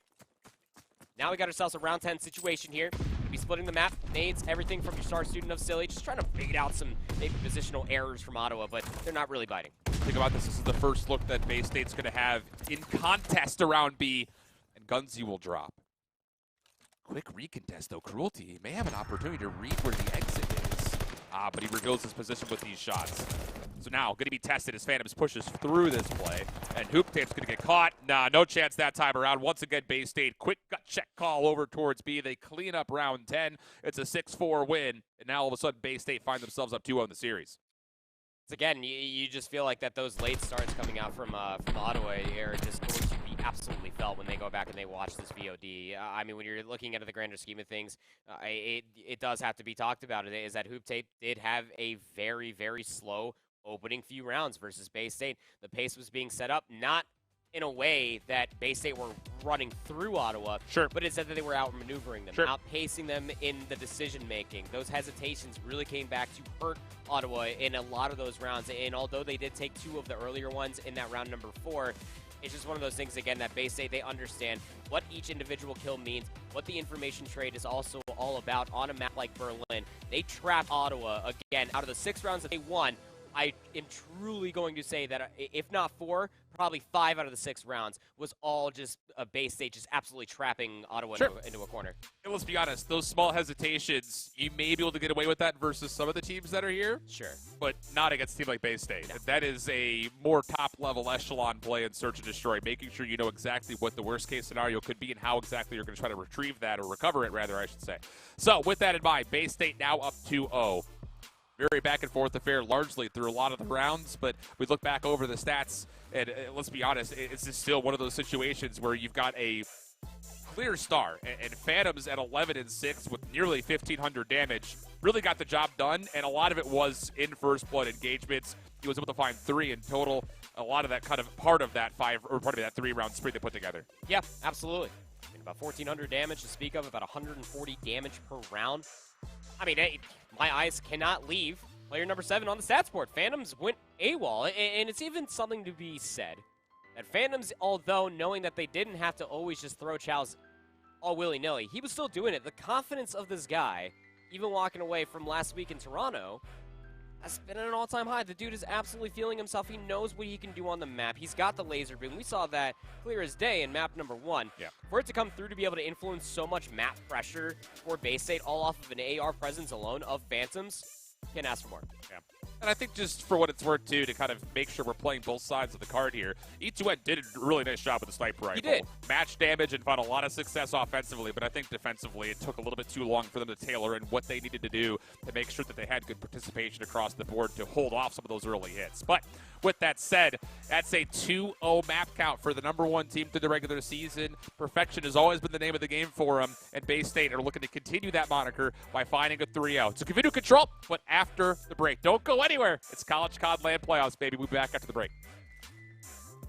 Welcome back to the CCL playoffs and the winners round 1 matchup between number 1 Bay State and number 3 Ottawa. So far, Tight affair for the large majority of it. Pretty tight hard point. Yeah. Round 10 of the search and destroy, but it's Bay State who have had some pretty marked advantages through the first two. As we now look to control, it'll be Gavutu. It'll be Gavutu for sure, and there's one thing that can also be said in between those first two maps, is that Bay State, what they're able to showcase over Ottawa is their mid-map adjustments, being able to read the tendencies that Ottawa are constantly throwing at them. It was quite apparent through a lot of those hard points on Tuscan. It was very, very prevalent in those rounds for Search and Destroy, specifically one for Phantoms, which leads into the conversation on a map like Gavutu. Open land on the Solomon Isles. The ARs are absolutely going to come out to play. You need to have an answer for the pressure that Phantoms has been laying down. Yeah, I think the biggest thing is a lot of people, when you think of Silly, you go back to like what he was able to do in BO4, what he was kind of characterized as in Modern Warfare. A lot of SMG play, but you got to remember that his ability to run an AR is very comfortable, and I think even in this title, you could say preferred. So when it comes down to the flexibility the Bay State roster has, they have the ability of running 3 or 4 ARs, depending on what we get. I mean, that was one of the biggest things, during Toronto. It was Ironblood who pulled out 4 ARs defensively, and it worked out really well for them for the large majority of their run in Toronto. So will there be any maybe inspiration kind of taken from that, especially considering that both these teams do have a lot of variety and adaptability as we continue to talk about here. But looking back over the series, in case you're joining us here a little bit late, as mentioned, a really tight opening first. Hardpoint came down to the wire, 250 to 213. Round 10, search and destroy after Bay State went up 5-2. Got a little bit tight near the end. And now it has to be reverse sweep for Ottawa, as we consider not just the Gavutu control, but that would also mean a Berlin hardpoint and a Desert Seed search and destroy. Biggest thing here, I think, is when you look at the kind of play styles, I won't say made famous, but have mostly taken over in the College COD arena. Even though we talk a lot about how ARs could control tempo, pace, and just keep you at arm's length, that's not necessarily to the same effect as you would expect from, thinking of the CDL, thinking of top challengers team. Yeah. The ability for a sub to create havoc at this level is still on the board. It's still very plausible to expect. Especially when you're thinking about big key positions, like on the backside of Cage for an offensive team, trying to get your way over by the B zone. An SMG could absolutely open the door for a lot of other players to move their way through top ring, through LST ship, get top third, all the crossfires and everything. Yeah, we have even seen it all the way at the CDL level. SMGs can go AWOL on a map like Gavutu. The timings are tight, and you need the help from your ARs. But a rogue SMG on a map like Gavutu, oh man, that is something I lose sleep over. Well, here we go, do or die time, so to speak, for Ottawa, as they want to try to keep this series extended as long as humanly possible to be on the offense first. Silly trying to watch the initial hole in the wall, but as E2N finds first blood, he's going to be under a lot of pressure here from a multitude of angles, and that'll be good. We're being able to get the opener. That'll allow an opportunity for Ottawa to at least stop the clock at A. It just comes down to can Bay State off the respawn find a way to contain this play and maybe find a way to retake as well. They're starting to set up themselves for that containment. You can see what player number 5, Phantoms, is trying to work on. They're currently working their way across the beachfront, but nobody's necessarily challenging them. The only player that was going to be there was Gunsy, who knew that they had to be able to try to find Phantoms, but still, kills not convincing enough to be able to finally get past that first segment of progression on the A zone itself. Just under 1 minute, and Ottawa need to get back onto the zone. Good patience, though, for Hoopnick. He gets off the zone to try to keep his life and hopefully help contest as the offense looks to set up for the next hit. But Druxy, this is what we talk about. If an SMG can get into a prime position, it'll be really tough to flush him out. A good first blood, good help from his teammates to clear all of the point and the high ground around the boat. So 35 on the clock, even life count for all intents and purposes. And as Rex is on 4, he's just going to be looking to try to extend this spree as long as possible. He's got good help as well as Phantom just locking down mid-map. Just constantly cycling it out. I mean, Phantoms off both their respawns, just comes right back through and is able to put themselves in a position to be able to pinch everything going forward. Cruelty putting on a nice little highlight reel. He's able to find one with the pistol there and then is able to swap over towards the automaton, and Hoop Tape is there to be able to take down Silly. So that first stick of progression will come through. Cruelty has a really good position to keep more Bay State players at bay. This is your last real good hope. You're down to 60 seconds. You need this extra 60. Phantoms at the long play, though, and with these couple of kills, there's an opportunity to still retake this. It's just down to 1. E2N has to lock in this zone. He's not able to. So just for a moment, it looked like Ottawa was 16 seconds on the clock, had a chance to possibly extend the round and maybe carry a bit of a life lead, but the retake, too prevalent from Bay State. Good routes being in from Phantoms. He may have only found 3 kills in this round, but all 3 of them completely stopped Ottawa from being able to reinforce that A zone. 3 lives for Phantoms. What do they do all 3 of those times? Right through ring, pinched it, looking at the cliff path, seeing if anybody was going to cross, maybe to go through the middle of the map, top ring from Ottawa. They didn't need to. By that point, it was able to be conveyed for Bay State. Hey, the pressure is mostly already over by LSC. Phantoms can then become further activated, pinch the play. Was able to find themselves team shots to be able to break things open. Yeah, 3-2 for Phantoms. Not the craziest stat line in the world, but their pressure on the map defensively was absolutely felt. 4 in a row for Silly, still carrying an AR to this next round. Looking for maybe a chance to get closer towards the glide bomb. Does get pushed off the site. Rex looking to follow up. Good information calls as Cruelty will drop and Bay State go right back onto the zone. Silly will drop, so no extension towards potential streaks, but really, honestly speaking, for Bay State, I won't say job done, but a good step in the right direction as you do have SMG presence trying to help over towards Bowden. What a win that is from Rex. A counter nade will come through, and that'll actually allow Ottawa to get right back over and continue to contest the A zone. Yep. Stop any more progression from coming through, but they're not in a position to be able to deplete this either. They'll mostly be looking at that top ring position that Ethan's currently holding. You're also being threatened to the middle of the map. Tape finds two. That should immediately dissuade Bay State from getting back on this A zone and just trying to hold their positions for now. Man, both teams offensively having a really tough time in the middle of the map. You talked about Phantom's, his 3 eliminations were all by way of hitting a route through mid. Now kind of E2N's doing the exact same thing.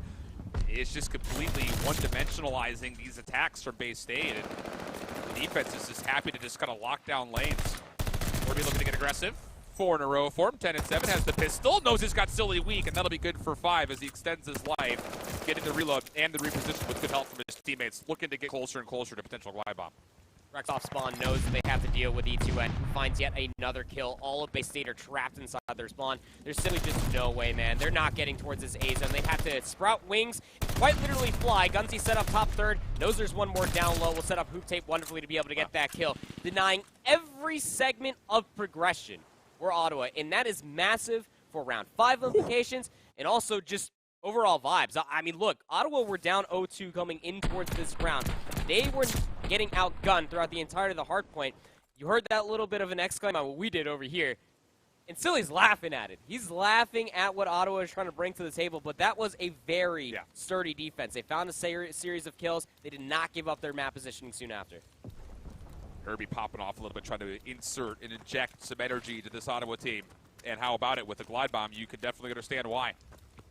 So how does that possibly come into play? You already have a tick advantage naturally after the first 2 rounds, but is there maybe an opening or opportunity to try to get this thing done by way of an offensive win? But the wait to consider is Silly and Drugsy find the first 2. Team nade still comes through, though. Bay State continue to find themselves these weird team nades positions, and with Herbie getting another double, that's going to lead to Ottawa an opportunity to get on towards B, especially if they can find Silly, but with him finding elimination and trying to step aside and avoid a trade, it does allow an opportunity for Bay State defensively to still contest. Drugsy racks for 2 more. That'll at least keep Ottawa honest on this A push. Gunsy has to play in this position for now because they need help. Reinforcements need to come back through. Phantom's also setting themselves up for that same pin. You would assume that you would have to deal with this, but the pressure going over by the A zone is just not good enough for Ottawa to fully break through. Oh, big moment here, though, for Gunsy. A double for him. Has the look at where Drugsy is, but he forces the gunfight and wins the key 1v1. That'll keep the clock ticking if you're Bay State's defense. And all of a sudden, that kind of makes some things really difficult decision-wise for Ottawa, who I'm sure were looking at this glide bomb and saying, we would love to use it in this round, but there really isn't an opportunity anymore. 20 seconds to play with, and you have no progress at all on A. So even though you do get stop the clock here, still so much that has to be done if you even want to consider the ability to win an offense here in this 3rd round. You mostly just going to be looking at any segment progression whatsoever. If you can fully capture the A zone, that's great. But any segment progression, that's fantastic. The stack is in. That 3rd segment is going up very, very quickly. Bay State are throwing lives at it for some reason. Kills are coming through. 60 seconds out on towards the board. Ottawa have numbers, and they're trying to flood on the backside of green through the middle of the map. This is actually really good as far as the setup is concerned for Ottawa. And as Drugsy gets pushed back, there's a chance here where the Braves could possibly find 1 kill, make the go call to say, let's hit the glide bomb, and see if we can get over towards B. We'll find out, because that also is kind of an insurance policy in case things start to go wrong. So it would have to be convincing. That's really what we're getting at here as well. Gunsy on another 5. Oh boy, this may be it. There's a chance. You've got ring control. Sure, you missed the middle of the map, but E2N can step forward. Stun's gonna come out. Does he get a read on this? Sure does. Slides through. Wants the 1v1. Yes! Takes the win. And now an opportunity for the Braves to stack. Blind Bomb coming on in. It's gonna be able to open the door through mid. Can you get on though? Drugsy's still trying to hold this defensively. Hasn't been the greatest respawn for him yet. And how about it? Ottawa do get a chance to touch. Will be able to touch, but they still going to deal with the players in towards the back. The crossfire is still set up. Phantoms is inside of green. Just watching all these players slowly work their way over by the B zone itself. They can dip a toe, but they cannot sustain on the B zone. A lot of the nades defensively, though, are just exhausted from the side of Bay State. So now you got to get it done with the weapons. Oh, and that's a huge 1v1 win for Rex. Keeps this mid-cut in possession of the Bulldogs. With a trade coming through and an extra on top of it, there's 2 players to get in. Cruelty, the last one to stay alive. 3 seconds on the clock, but more importantly, it's an 8v4. Can Bay State find a way to dwindle these numbers and maybe use the clock as their biggest ally? Phantoms for 3 in a row. A double comes in. 1 tick of progress left, but Cruelty's the last hope, and he's going to get absolutely nothing done. 4 straight kills for Bay State as they hold defensively, but it does come at a cost. That cost is 4 ticks deep, Alan. 6 total ticks of progression for Ottawa, comparatively to the 0 for Bay State. They're going to have to win back-to-back offenses. Yeah. I mean, if they win this offense, well, they win the game. But, like, there's just simply no way that Bay State are going to be able to, in my opinion, guarantee themselves a round 5 defense. It's mathematically impossible. I have it written down. These are not big numbers. I can do this on stream. The thing about it is, going forward, is that Ottawa, they understood when to pounce in that final offense. That hesitation that we saw in the previous 2 maps absolutely been put to rest. Bay State, can you possibly avoid round 5 by finding an offensive win right here? Opening elimination pool suggests no. Rex, the last one to stay alive, will be traded. And look at the continual pressure from the Braves, not just through the middle of the map. You got Gunsy in your spawn. And outside of Phantoms kind of getting through this quote-unquote defensive setup, honestly, this is near perfection for Ottawa off the break. Combined 6 in a row for both Hoop, Tape, and Gunsy. They will both be taken down. But all those trades and everything came through on the offensive side of the map. So Bay State, now they've gotten out of their spawn. They've gotten on the A zone. The clock will be stalled out at 40 seconds, trying to get themselves some segment progression. Would love to extend the clock, but it's a tale of 2 evils. Bay State, they want to be able to extend the clock, but they also have to be able to find some kills along the way. And I like this from Ottawa. Just stay clinical. Keep key positions in your favor just in case things do go wrong. Second tick progress. Stopped contested and a little bit depleted as Ottawa do have an opportunity to keep this clock into their name. 7 life advantage as well. Definitely doesn't hurt. And now all of a sudden with these following eliminations, Ottawa's right back into spawn trap territory. And Bay State are going to have to try to do something desperate. And it looks like they're looking over towards B, but as E2N locks down mid-ring, really the clock is going to put essentially a do-or-die effect into this last play. And E2N just not going to stop. Trades come through, but Ottawa read where this is coming from, so Rex is able to touch for a second, but Hoop Tape says, nope, no good there. And the clock will come to an end. We'll go to a round 5. Ottawa with the defense. We'll have that defense. Back-to-back substantial holds. All of the full stop on their first defense, and then just barely allowing any segment progression to come through on their second. This Ottawa Braves roster, they are not hesitating anymore. Again, off that break-off, when they got themselves those kills, you called it, Alan, is that they just flew. I mean, Gunsy legitimately looked like he was about to put on a Bay State jersey. He was all the way in their spawn. It was still finding so many kills. That was setting up a pinch potential, and Ottawa Braves absolutely feasted. Now going in towards this round number 5, really hoping that Bay State can find themselves a convincing breakout, maybe get themselves a streak. And the thing about this, just for what it's worth, like, it's appropriate that we start off on the Drugsy. He's getting into these zones pretty convincingly. He's just not having a good time turning possible objective presence into any objective kills. First tick of progress locked, but Ottawa's fine to just let Drugsy sit on the objective because everyone else is already clearing up the back and also putting pressure over towards the Bay State spawn. But that said, Drugsy nearly single-handedly got 2 ticks of progress. Eventually cut up, so once again, not locking in the second segment. Bay State look for another opportunity, and they may use Phantom's position to try to put some pressure on towards B. He's just outside the B zone, so he's waiting for confirmation from any other players that the kills can come through. Now they'll know. Phantoms just killed Cruelty from behind, so he'll get on this B zone, and he'll start to pull some of these defensive players back. Will it stretch Ottawa thin enough, though? Mr. advantage still, I think, in your base state, hoping that you can extend the clock 60 seconds by finishing off this A zone. But the numbers for base state continue to at least look, if not commit, over to B. Rex off the reload, hoping to get back to full health. Denied for a touch and eventually put down. So for the Bulldogs, you're not spawn trapped. And in fact, you're actually getting a little bit of capture here over towards A. Gunzy good for at least a little bit of clearance and contest, but K-State still with numbers and good follow-up eliminations coming out. You just got to trade out Hoop Tape, and oh, they will do it from the top ropes. Silly on 4. That should lead to more progress, but Gunzy quick off the respawn denies, and the clock continues to tick. And that's going to force Phantoms just to post up in the middle of the map. Needs help to come through off the cliff path. That'll be Druxy. They'll be dealt with. Hoop Tape finds Phantoms in the middle of the map. 23 seconds remaining. This is Bay State's last possible hope. Get this last segment and extend the game clock. It's just defensive masterclass from Ottawa. But still time. And some decent lives to play with. Cruelty traded. 7 seconds on the clock. You're going to have to touch if you're Rex, and he's the last hope. Last one alive. Would have to do it all himself, and it's not going to happen. Yeah, it's just the ARs just never at any moment lost the key position for Ottawa defensively. And that'll get us to a map 4 affair with all defenses controlling this Gavudu. Winning conditions absolutely set there, Alan. We have been seeing it since Vanguard's creation. It comes down to control on a map like Gavudu. You got to hold out, be able to get yourself any segment progression whatsoever and put yourself in a position to be able to get that round 5 defense. You saw what it meant as well. And even more so than that, to be able to at least confirm that you're going to get that round 5 defense all off of just the, I want to say, the decisive call that they found enough kills. They had ring control. Use the glide bomb. If you can get the offensive win, that'd be great. But just getting yourself at least that segment of progression off B, that is a checkmate type situation that Ottawa were able to put themselves in just too far out of the reach that if Bay State weren't going to be able to win that first offense, and we're going to have a second chance at it. But the defense masterclass, as you were talking about, just way too pristine coming out from Ottawa. Yeah, the thing about it is, as much as you look at a 2-0 map count and say, oh, Bay State's just doing Bay State things, all 3 maps have been really, really tight. I think the biggest thing, though, the difference maker in this one, I go back to kind of what I was saying there near the end of the 5th round. Like, Drugs is getting into the zone a lot. It's just the fact that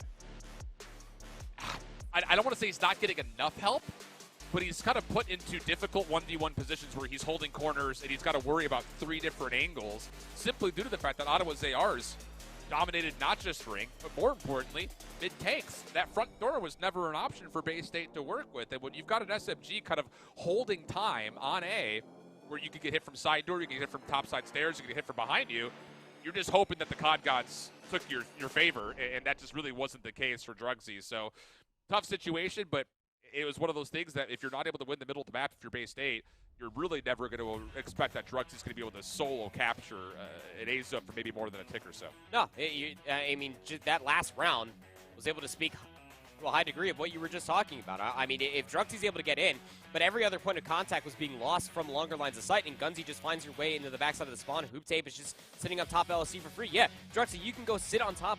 You can sit inside of the A zone for however long we feel is necessary, because there is no help overwatching that play continuously. The ARs just absolutely showed up for the Braves. Again, 34-21 for Gunzy with about 3,600 damage, 3,700 damage for Hoop Tape. Herbie absolutely put on a clinic through a lot of those different rounds, going on a massive 9 spree. So with that, Ottawa extended into a second hard point. Our star student Silly had a great map 1, but on the other side of the field, man, Hoop Tape is absolutely doing what we expect him to do. In that map number 1 in particular, there was a lot of even damage exchange. It just came down to, I think, just the roles that they find. Silly's value as a more flexible player, I think, just generally speaking, really showcased. The 1.52 KD really pops off the page here. Yeah, oh, absolutely. I mean, even averaging just about 4 kills per hill as well. Like, that does speak volumes to how proactive Silly was on that Tuscan hardpoint. It was quite a bit of a cornerstone, let's say that much, for Bay State's success walking away with after losing about like 45 seconds off of P1. And then Silly just became a loose cannon, man. Yeah, really. You saw that with about 4,500 damage. Just was simply not matched when it came down to the routes and angles, the timings that Silly was able to find. Might be looking to do the same thing here for this map number 4, Berlin, man. The map that definitely, you put a lot of pressure on rotational timings.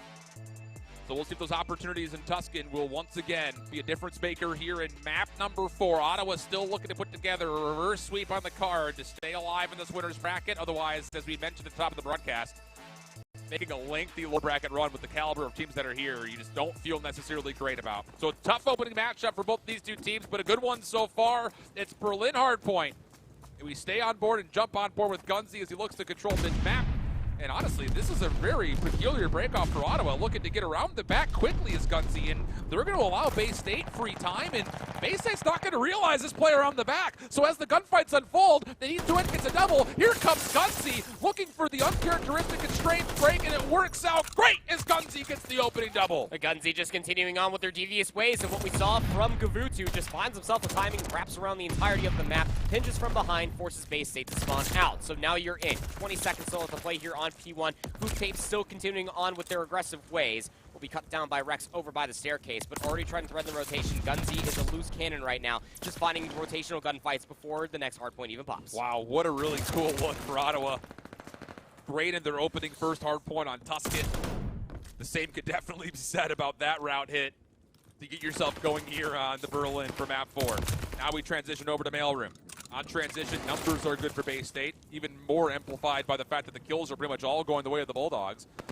You do have one player nearby, that was Gunzy, but he's not able to finesse his life long enough in Bay State with a convincing setup. It's a really good setup as well. I mean, you got Druxy that's watching the entirety of the B lane. Get some help from at least one of these two players, but two players now from Ottawa actually come through from the train station in the moment that they thought they had an opportunity to try to work their way inside of P2. The crossfires, everything else in between, just too sublime for Bay State. And Rex is feasting off of this 5 in a row for him, and a lot of it looked like it was pretty much uncontested. 20 seconds to fight with. And you've got Bay State not just holding convincing control around Scrap, but they're already putting pressure on rotation. I mean, these gunfights that you're starting to see kind of occur over the middle of the map is going to keep Ottawa essentially trapped into spawn. So, what, 45, almost 50 full seconds here for Bay State on P2, and you've got the ability off the exit if you continue to trade. You have fire control, and this is not going to be a big buffer zone for Ottawa in front of the hardpoint. Garxi's trying to make a very forward play happen right now. That's huge. And even more so than that, recognizing it, not seeing the utmost pressure come through. You just got to make sure that you lock down those lanes, which is what Ethan initially does. Druxy does well to at least find one, but gets sent packing immediately back towards the spawn. All Bay State reeling now. These long-range gunfights need to come through very quickly if they have any hope to break P3. That's just a really good mindset for Ottawa. You don't want to play reactionary on P3, so you get aggressive through the dock side, clear off, make sure you lock down spawns, and it turns into 2 eliminations, which actually puts Bay State in a very difficult spot where they only have one chance to break, and a lot of it is actually coming from the front towards B1. I hesitate even to say the words a lot because it barely even got off the ground. No feet to stand on, and Ottawa wipes the floor as they reclaim the lead and look over towards train station with Gunzy already in position to fight for spawns. Seems that Bay State are aware of this, knowing that the spawns are at least being threatened. They will find Ethan, but they assume that's the player that's in towards the back. Phantoms not going to fully clear away on the backside of it, but when does Gunzy get activated here? Sees Phantoms, comes up the staircase, we'll find one. That'll combine well for Hoop, who's able to find one on the rotation. Gunzy's spy senses are tingling. Well done. He look towards the back. There's no need to force a player on the backside. You should know where Bay State is spawning at, but the play through the train station is actually successful for Bay State. So now all of a sudden Ottawa have to make the play around the back. 3 kills come through in response, but the nade from Drugsy finishes the job. An opportunity still trying to fight off these proximal spawns for the Braves as the hardpoint just stays completely neutral. Both teams kind of respecting each other's corners at the moment. And it's going to have to be an initiative play from Hooptape, who tries to move forward 2 HP. That's not going to work out. And with that, Bay State turn it into scrap time, as it will be 3 straight kills. Only Cruelty left to fight, and he's actually done well. He's able to neutralize a little bit more time than you would normally expect. So even though the scrap time is still locked in for Bay State, instead of it being 20 seconds, it only turns into 10. Test of time is still going to be good. Ottawa will still have that slight lead, but the biggest issue trying to play for the spawns, which they inevitably got on the backside of the warehouse, is now they have to hit all the way through the middle of the map, get themselves on this side of the map, and already had been making the play was Ethan. Too nice. They're finding kills inside of Mailroom, not allowing any top third antics to come through from Bay State. They know there's one more player on the hardpoint itself.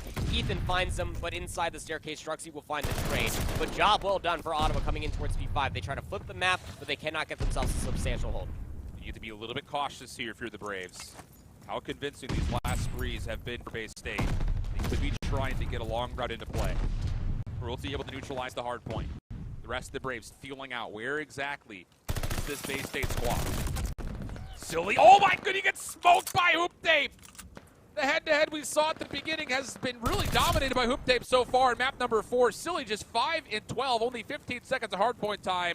Very different from what we saw in map number 1, but at least for his team, they're getting help out of Phantoms. 9 and 8, it's already over 60 seconds of hill time, and Bay State will exit the first rotation with about a 40-point lead. Yeah, Druxy is getting very activated throughout this entirety of the map number 4, 12 and 11, 12 and 9 for Rex. But on the opposite side, again, I mean, it's P1 all over again, off the rotation. Again, you're just looking for Ottawa to always confirm these flanks, find themselves these timings. They're not even just lighting things up in the kill feed. Look, it's not too far out of the way. I mean, Ethan is 13 and 8, 13 and 13 for Gunzy. They're just playing good fundamental hardpoint, which is why it's been so close. You just feel like that if Ottawa kind of let loose a little bit and they just have one player just like absolutely lights out, could run away with this game as Bay State break back in 1. Really, the biggest difference maker so far is the convincing holder on the second hardpoint for Bay State, and now this break onto the first through lobby.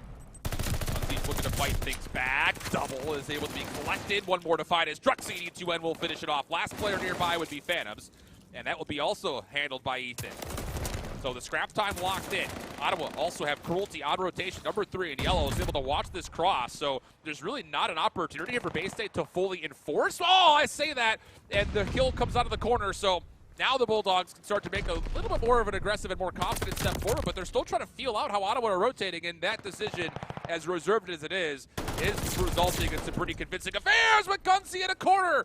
Good for the double, and just like that, Ottawa negate, and it's going to be the Braves into the P2 first. Gunzy with the rotation, playing the corner, is able to find themselves 3, wants to find more, but Phantoms with an AR, just a little better equipped for that gunfight, Gunzy, but even more so than that, Phantoms off this close spawn is able to find 2, cousin of Rex is able to find yet another kill. So now going forward, Bay State are able to recontest going back inside P2, and this is where you got to be careful if you're Ottawa. Constantly cycle players out, maybe contest for some scraps, if you walk away with it, great, but you want to make sure that you go back to that abdominal hold that they had on P3 through the first set. Ottawa making sure they're set up. They got Cruelty to be the first kind of furthest forward defender, and how has he collected too? Drugsy has to go forward, and as a nade lands on the Phantoms behind him, now all of a sudden Bay State are kind of in this holding pattern. You gotta hope that this setup off the spawns will allow you a chance to get a look. And as Ottawa continue to focus on holding spawns, they've kind of missed where this hit's coming from the front side, but it may not make much of a difference. It's just Phantoms who's a part of this. Gets through, and now is to try to challenge over to the windows. The spawns will flip, and Phantoms, he's done well. The finesse! 3 for Phantoms! The break good for the Bulldogs, and now numbers as they come off the proximal spawns to fight for this last 30. They found the one crucial kill, and that was Cruelty in towards the backside of Crane. That kill comes through all of Bay State spawn in. Phantoms finessing their life to such a high degree. Is able to find kill number 4 through front door onto Gunzy. 18 and 14 now for Timmy. They know where this hit has to be coming from. 15 seconds still to play for, over by 3. But Ottawa, they don't want to try to recontest this. They're going to concede the back 10 seconds. Phantoms will soak it up. They already lost 1 life trying to break back in for scrap time. Just going to set themselves up for 4. Remember this decision from Ottawa, because it's not even the fact that they're chalking and rotating. They're not even fighting for any exit kills. This is a very reserved setup, and they've missed Drugsy in the back. So now as 3 members of the Bulldogs hit from the front, Drugsy has a chance to block and maybe even win spawns for the Bulldogs. Oh, has this decision maybe turned Ottawa's fate around? Oh. We'll find out, because there is still numbers here for the Braves, but largely speaking, Bay State have the control of the map, and even more so, that still gets the double. E2N from the front can do nothing, but the spawns are actually so good for the Braves. You need to win these 1v1 gunfights. Rex off of 2. Gets a read that, yeah, we don't have the spawns yet, so he reads the 3rd. The trade comes out, and the hard point will stay neutral for now.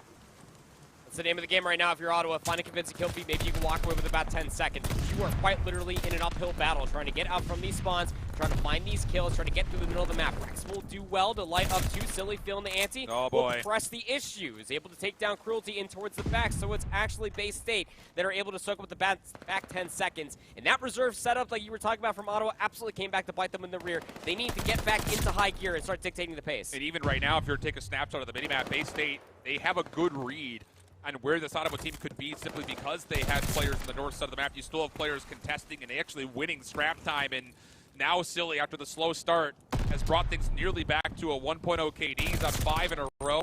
Make it 6. If he gets the glide bomb, that may just be win condition for the map, and he's in a really good position just to essentially wait for a 1v1 to come in front of him, with his teammates still winning fights. Hoop dipped down low. There it is, the glide bomb earned, and the Bulldogs on their cruise control path to possibly taking the series. You just call it the glide bomb right now. You know where they're all coming from. If you are silly, you just got players soaking up the hard point time. Might not even need the streak because everybody is dying from nades and gunfire. 247, don't even need the glide bomb going forward. Ethan does well to at least find a couple kills, but it's not good enough to break inside of P5. Bay State, come out. They were the better hardpoint team. They got tested, sure. Man, I got to tell you, this Bay State roster, albeit very slow starts from a lot of different players, such as your star student of Silly, damn, do they turn things around wonderfully. Yeah, honestly speaking, I think the best way to kind of, frame up and recap and synthesize what had just occurred in map 4, map control. Yes. I think when it comes down to, like, if there were a time of possession statistic, Bay State was in dominant control. It felt like on timings, controlling key areas of the map, maybe save 1 or 2 hardpoint setups, but I mean, 1 or 2 hardpoint setups when you're dominating the rest of the map is kind of whatever, right? Like, you're not going to win at all against a team like Ottawa. So the fact that they were still able to control, I think, the tempo and pace of the entirety of the map, yeah, that has to be the win condition from minute 1 for them. Apart from P1, the first hardpoint in the first set, just getting surprised by Gunzi on the flank, it really felt like that Ottawa had no control over the entirety of that map number 4. And albeit they did put up 164 points, you really do feel like a lot of that was off the back end of what, about like 50 points off of P3. That was a big chunk of it. Contesting P2 for as much as they did, contesting P4 as well, but they never really walked away with a substantial amount of time like what we saw off of P1 in the first set and P3 as well. From there on out, again, like you were saying, even if you were to pull up a heat map from a point of contest from where the ARs were locking things down for Bay State, it is just going to be a lot more of a hotter look for Bay State comparatively to Ottawa, who had to concede a lot of space, thinking that they were going to be able to play for the setup, and they get absolutely run over. I think the biggest thing at this level, we say this a lot, especially in the early stages of the CCL season, is if you can force your opponent to be in the worst position possible, or at least force them into one angle, your ability to get map awareness and reads for maybe even some of your more inexperienced players at this kind of a level is obviously going to turn into win condition. So when you are able to establish that with the experience that a lot of these players have, it just kind of turns into a domino effect in a way. So really good opening first series for Bay State, largely speaking, even though the first 3 maps were tremendously close. Sure. Convincing here in the 4th as they step through the first winners bracket matchup and into the second. Of course, we've got a lot of matches that are going on at the moment. Looking down towards our multi-feed, St. Edwards just took map number 4 versus Davenport, 250 to 113. I don't know what that means as far as the entirety of the series, but it looks like that series has been, for the most part, kind of ran by Westcliff so far. And I think just on the other, or pardon me, what am I saying? St. Edwards. Thank you. Gosh, dude, the colors are so similar. For St. Edwards, just don't see colors. There are other matches that have been really tremendously close. Westcliff in particular, which is what we're getting told, is actually a map 5 affair with St. Clair at the moment. So see how things unfold. It's a tight winners bracket. That much we know. It's going to be a real tight weekend, man.